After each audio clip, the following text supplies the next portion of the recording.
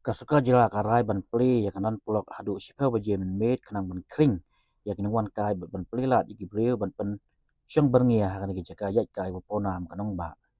kanang ban kring Shuh ya ki Briew kan iki jaka kasuka ka amang ban pelut khat prakru tengka ban sinap itanat ya kan kanan Polok bat kini ikin tup ya ki jaka rung ka jaka bu ya ki ding syai ka jing sna ya kan santem ya ki jing permisur ijaka bam bat kiwe ya kan ni la pentip dom tri ketenat jokai kijala ba polang do mentak sengi kaspo trik uyayong ajala pusan ba pola ong baka soka ka rai ro ban IT ketenat jingok kai ban pe ya kanan Polok nang ni skmat ke baju pe ya ketenat klau kejela What's Lake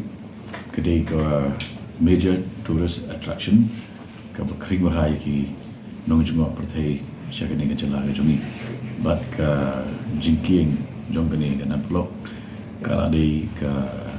kelong ikonik kelong gumga simbol kasyap jong kejela megara di baru sikata kani kelajudan hagi sistem beladap ke dan baga Department of Tourism hendai nagi kat tu kani gidau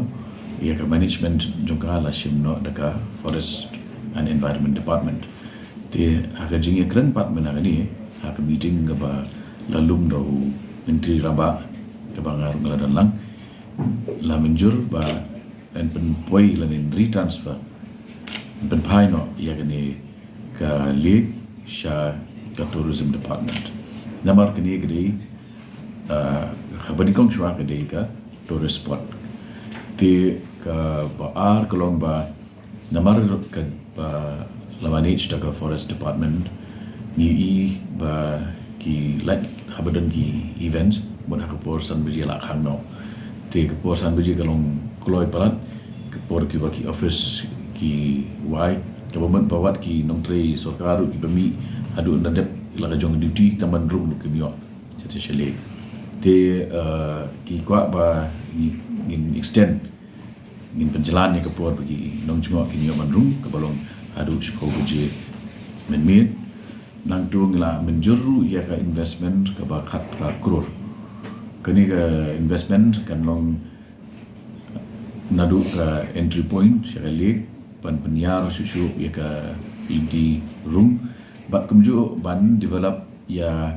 ki wigi bele ki activities kumkenu sa kini ka sound and light show moment musical fountain ke ba don ki nomba ki ba lakham ki shnang lakham ha ka partai kini ka musical fountain kan ya habru bat ka jingi ke jong jela juni ya ke music de nang tu kingdom ki cafes ki jaka shongkai na ka benda ki family ki longye na benda ki nong jongok kai de kan dei hi ka major boost jikin tiu ya ka tourism ha ni jela juni inle immediately mustn't take over de kalong ba ingin kat lang ni ki departments kum urban affairs piluri ban shnaya ni master plan di katba kata ka jishna kadang ya raju upor nang berkreat ban kot tenda na benda kene ke jingtrai kat prakrur ban benda kini ki